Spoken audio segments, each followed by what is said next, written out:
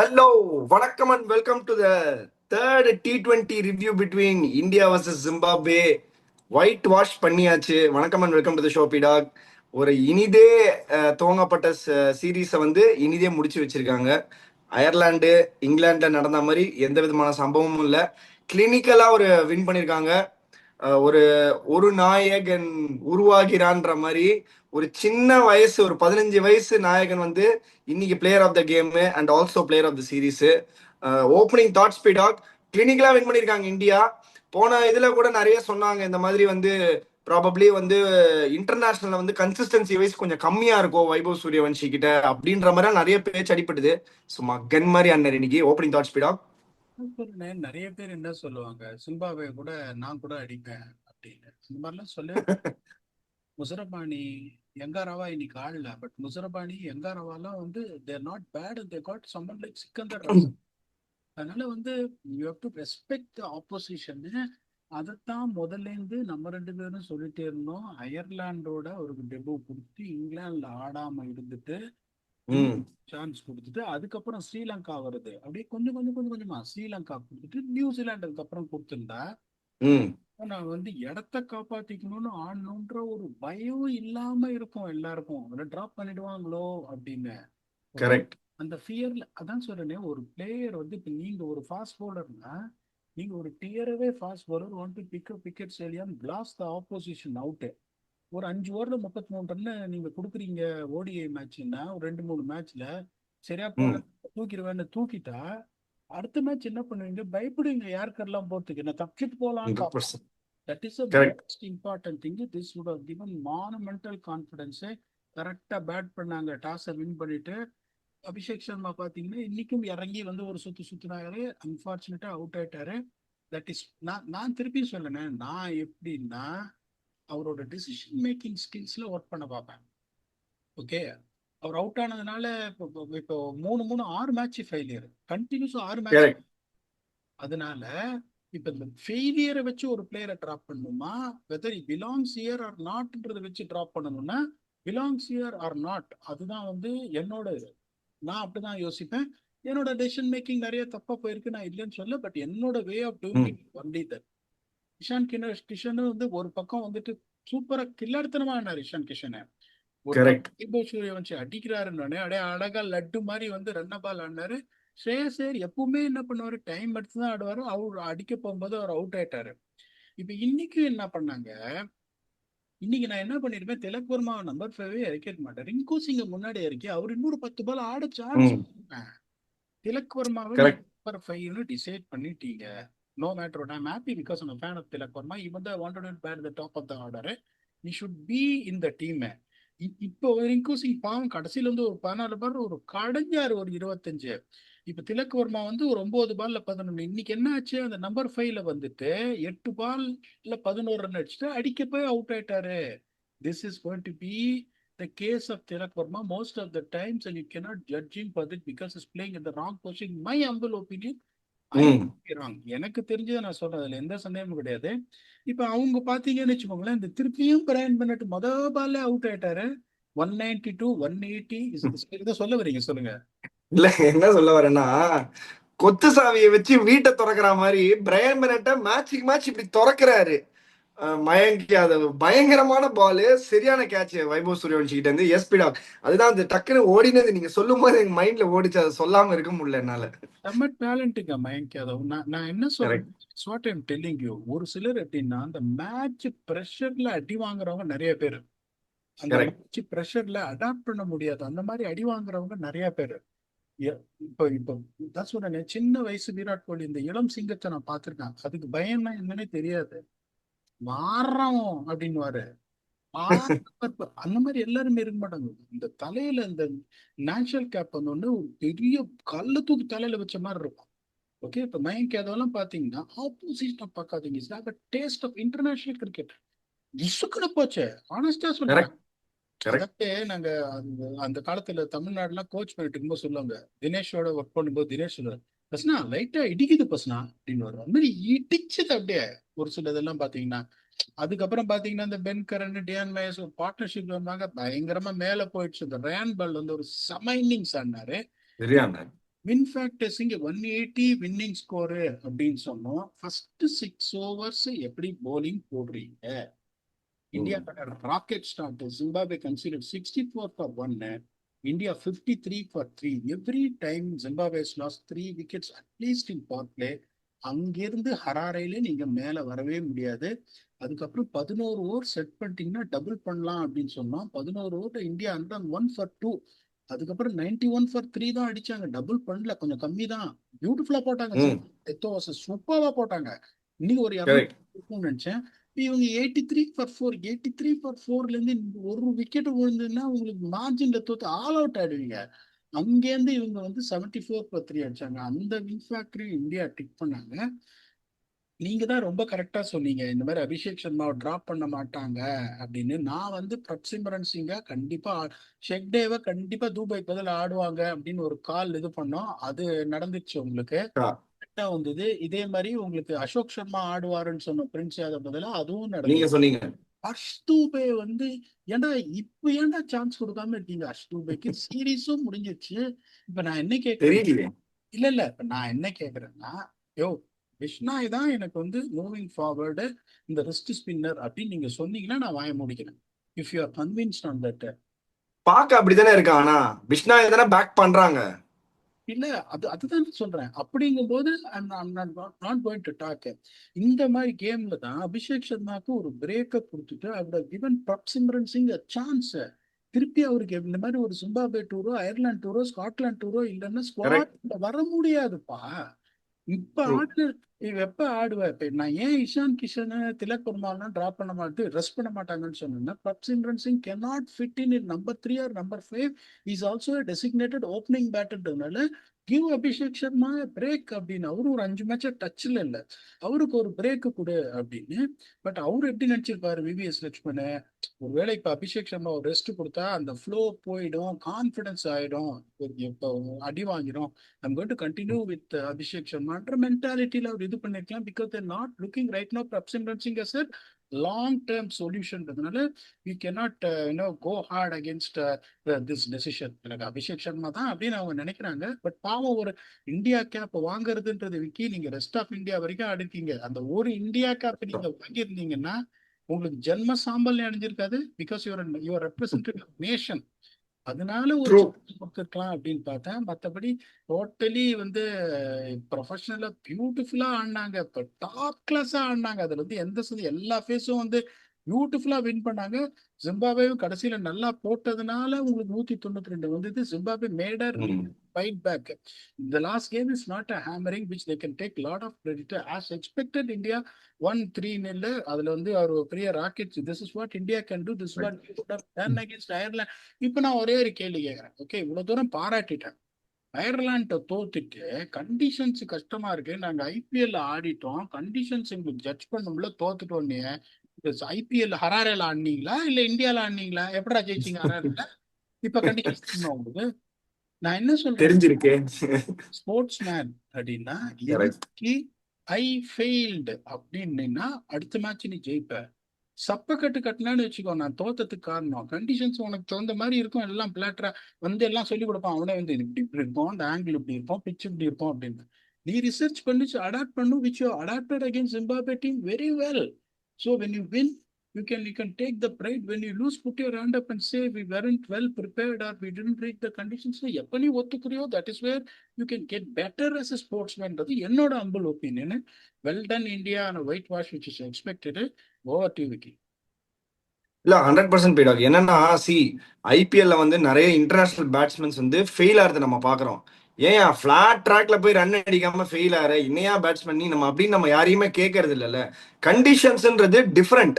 என்னதான் பிளாட்டு, என்னதான் போலிங் பிச்சா இருந்தாலும் பச்சை விக்கெட்ல சம்டைம்ஸ் நம்மளுக்கு சரியா உழவே உழாது. லென்த் பின்னாடி விழும், பிச்சை அங்க போகும் இங்க போகும், பச்சை விக்கெட்ல உனக்கு போட தெரியல பத்தியா அப்படின்னு. பிகாஸ் அந்த கண்டிஷன்ஸை மாஸ்டர் பண்றவன் தான் கிங் ஆகிறான்றது at the end of the day எல்லாருக்குமே புரியுது. ஸோ ஸ்லோலி இந்த இந்தியன் டீம் ப்ராபப்ளி நல்லா ஸ்டார்ட் பண்ணலனாலும் after the world cup, but they have learn some valuable lessons. So அதுலேருந்து they are just driving forward. அவங்க அந்த பாசிட்டிவ்ஸை டிரைவ் பண்ணிட்டு they are trying to move forward. இந்த டீம் வைபவ் சூரியவன்ஷியோட இன்க்ளூஷனுக்கு ஸ்டில் ஆசிட் டெஸ்ட் இருக்கு அவருக்கு. இன்னுமே வந்து அவங்க சிமெண்ட் பண்ணல, சீல்டா யோசிக்கல. ப்ராபப்ளி சஞ்சு சாம்சன் திருப்பி வரதுக்கு நிறைய வாய்ப்பு இருக்கு. ஸோ இந்த மாதிரி நிறைய இருக்கு. பட் ஆனா ஒன்னே ஒண்ணு, இந்த பையனை பத்தி 100% பேசியே ஆகணும். வைபவ் சூரியவன்ஷியை பத்தி எனிபடி நீங்க நிறைய பார்த்திருப்பீங்க பிடா, நீங்க மொரட்டுத்தனமான ஹிட்டர்ஸோட நிறைய ஒர்க் பண்ணிருப்பீங்க. somebody who can hit 102 meters inside out over extra cover is something different. Is completely different கரி இவரு. அந்த சிக்கந்தர் ராசா வந்து இழுத்து போட்டாரு, கரெக்டா பேட்டை ஹோல்ட் பண்ணி சும்மா அப்படி தட்டினாரு. அந்த அந்த ஷாட்டை பத்தி நீங்க கொஞ்சம் எக்ஸ்பிளைன் பண்ணுங்க ப்ளீஸ். எப்படி அந்த பவர் அந்த டிரான்ஸ்லேட் ஆகுது எக்ஸ்ட்ரா கவருக்கு மேல இன்சைட் அவுட்ல 102 மீட்டர்? அதாவது உங்களுக்கு இன்சைட் அவுட் கிளியரா சொல்லிட்டீங்க. ஓகே, இன்சைட் அவுட்டுங்கிறது என்ன, உங்களுக்கு பேக் ஃபுட்டும் ஃப்ரண்ட் ஃபுட்டும் பேரலா இருக்கணும். பேக் ஃபுட் இந்த மாதிரி சைடு, ஃப்ரண்ட் ஃபுட் இப்படி இருந்தால் தான் பாடி க்ளோஸ் ஆகும். Then what you can do is with the free flow of the bat. அந்த மாதிரி பேரலா ஃபீட் இருந்ததுன்னா, உங்களுக்கு இந்த மாதிரி இருந்ததுன்னா, then what you can do is you can close your body and the point of contact. நான் சொல்லுவேன் பாருங்க, power hitting closer to the body. The moment if you are trying to hit it extending your arms, அப்பதான் bottom and power வந்து உங்களுக்கு குறையும். இவர் அடிச்சது பாருங்க, லேட்டா இது பண்ணி செக் பண்ணி டப்புன்னு அடிச்சாரு. It is not a hard hit. Hard ஹிட்னா நேத்து பார்த்திருப்பீங்க, மொரட்டு ஹிட். ஓகே, இவர் என்ன பண்ணாரு, பியூட்டிஃபுல் பொசிஷனுக்கு வந்துட்டு you can see how close at the point of contact is with the front foot when the ball left the bat hitting the sweet spot. Correct. நிறைய பேர் என்ன நினைக்கிறாங்க, இந்த டென்னிஸ் பால் கிரிக்கெட்ல தான் இழுத்து அடிக்க முடியும். இழுத்தெல்லாம் அடிக்கவே முடியாதியா. கிரிக்கெட் பால் குயிக்கா வருது, ஸ்பிளிட் செகண்ட்ல. அப்ப நீங்க வந்துட்டு if your body position is right, transfer of weight is right, ball is hitting the sweet spot of the பேட்னா உங்களுக்கு இன்னும் 10 மீட்டர் கூட போய் விடும். That is why Vaibhav Suryavanshi is very good. He knows when to adjust is down swing and play the shot. ஒன்னே ஒன்று நான் திருப்பி சொல்றேன், டவுன் ஸ்விங் கொஞ்சம் வந்து வைடர் லைன்ஸுக்கு வருது, but is comfortable with that. அந்த வைடர் லைன்ஸ்ல வர்றதுனால இங்க வர்ற பால் கொஞ்சம் வீக்னஸ் இருக்கும். டான் பிராட்மேனுக்கே வீக்னஸ் இருந்ததுனால தான் 99.99 ஆவரேஜ் பண்ணாரு. இல்லைன்னா 999.99 ஆவரேஜ் பண்ணிடுவாரு. காலத்துலாம் பாத்தீங்கன்னா இந்த அங்கிள் 30 வயசு அங்கிள் 10 வயசு பசங்களை வச்சுன்னு காஜ் அடிச்சுட்டு பாரு, அவுட்டே பண்ண முடியாது. அந்த மாதிரி ஆயிடும். எல்லா பேட்ஸ்மேனுக்கும் ஒரு வீக்னஸ் இருக்கு. The reason behind what you asked about is, ஏன்னா அது வந்து ஒரு பவர்ஃபுல் ஷாட்டே கிடையாது. செக் பண்ணி சும்மா எப்படி 102 கிலோமீட்டர் போகுதுன்னா, the mechanism power kilometre only this. உங்களோட பாட்டம் ஹேண்ட் எந்த அளவுக்கு பவர் எக்ஸிக்யூட் பண்ணுது, டிரான்ஸ்ஃபர் ஆஃப் வெயிட் எப்படி இருக்கு, பாயிண்ட் ஆஃப் கான்டாக்ட் எவ்வளவு க்ளோஸா இருக்கு, இந்த மூணையும் நீங்க டிக் பண்ணீங்கன்னா that is how you win power hitting concept. இன்னும் கூட ஃபர்தரா அவர் அடிப்பாரு. அதான் சொல்றேனே, 15 வயசுல என்னாலலாம் நம்ப முடியல the way the few shots are playing. Thanks for bringing this. I am definitely sure he's going to put a lot of pressure on other openers who are also in the contention 100%. squad later on. அதுல எந்த சந்தேகமும் கிடையாது. நானும் திருப்பி சொல்றேன், 3 match அவர் fail ஆனவொடனே இங்கிலாந்தோட அவரை நான் back பண்ணுவேன் அப்படின்னு கரெக்டா பண்ணிட்டாங்க. Kudos to VVS Laxman, kudos to the coaching staff, kudos to Shreyas Iyer in his first series victory, that too whitewash after receiving whitewash after whitewash. Well done to India, well competed by Zimbabwe in this T20. Brilliant பிடாக். இதுதான் இந்த மாதிரி ஒரு and also அந்த யஷ் தாக்கூர் வந்து நீங்க ஸ்பெல்ல பாத்தீங்கன்னா 4 overs 45 2 wickets அந்த மாதிரி தெரியவே தெரியாது. But he bowled his heart out. அந்த ஒரு கேட்சுக்காகவே I would love to have him in my team. அதுதான் ஸ்பிரிட், அதுதான் எஃபர்ட். 100% எல்லா ஃபாஸ்ட் பாலும் நல்லா போட்டாங்க. அசோக் சர்மா புல்லட் விட்டாரு, சும்மா டர்ரு புருன்னு டக்கு புக்குன்னு போகுது பால். இவரும் வந்து தண்டர் போல்ட் விடுறாரு மயங்க் யாதவ். பட் ஆனா அந்த ஸ்மார்ட்னஸ் அவர்கிட்ட இருக்குன்றதுனாலதான் அந்த டீம்ல வந்து அவர் அப்படி ஒரு ஃபோக்கஸ் ஏன் யஷ் தாக்கூர் மேல போகுதுன்னா, மேபி அந்த ஸ்ட்ரீட் ஸ்மார்ட்டா போலிங் போடுறது மட்டும்தான். And also he brings a lot of energy to his bowling. And also பயங்கர லைவா இருந்தாரு பாக்குறதுக்கு. Brilliant Pidog. இதுக்கப்புறம் ஏதாவது ஆட் பண்ண போறீங்கன்னா ஆட் பண்ணுங்க. நான் ஒரு பிரில்லியன்ட் கொஸ்டின் வச்சிருக்கேன். ஸ்பாட்டன் யூனிக்னஸ் 3355 என்ன கேட்டிருக்காரு? Hi sir, I am following you for 4+ years as a performance analyst. How will you calculate the win factors for a tournament like the 100? As it's completely a different format compared to a conventional T20 format where they calculate only balls. Also is the format where the bowlers can face more difficulty compared to a normal T20 match. செட்டா போடுவாங்கன்னு நினைக்கிறேன். நீங்க நிறைய பார்த்துருப்பீங்க, நானும் கொஞ்சம் பார்த்துருக்கேன் 100லாம்.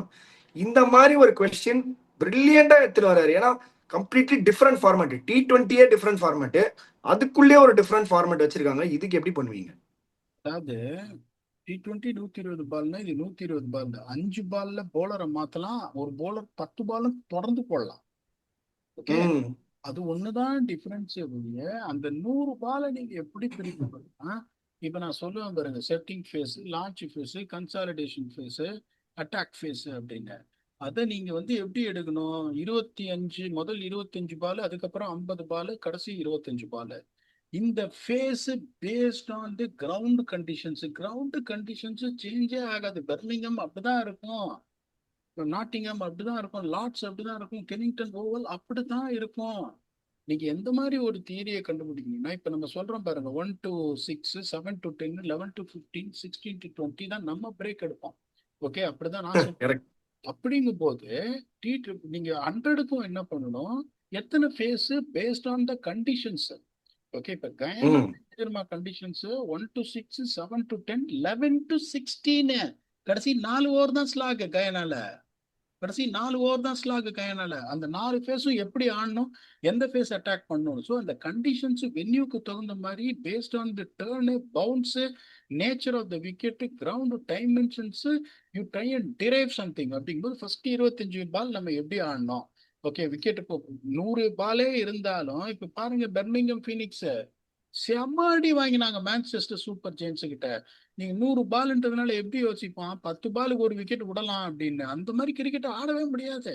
So ஒரு சில வென்யூல பார்த்து புசுக்கு புசுக்குன்னு போகும். அப்படிங்கும் போது ஃபர்ஸ்ட் கரெக்ட். 25 பால் எடுத்தோன்னே அடியா, இல்லைன்னா 25 பால் எப்படி ஆடணும். So you have to drive the same factors what you drive for T20 cricket. Probably 100 வந்து ஒரு சில வருஷமா தான் நடந்துட்டு இருக்கு. இப்ப T20ல அல்கோரிதம் போடுவோம் பாருங்க, 7 ஓவர்ல 6 ஓவர்ல எவ்வளவு இருக்கும், 10 ஓவர், அது 20 வருஷம் உழைப்பு. 20 வருஷம் உழைப்புல அது போடுறதுக்கு ஓரளவுக்கு கரெக்டா இருக்கும், நிறைய இது தப்பாவும் போகும்.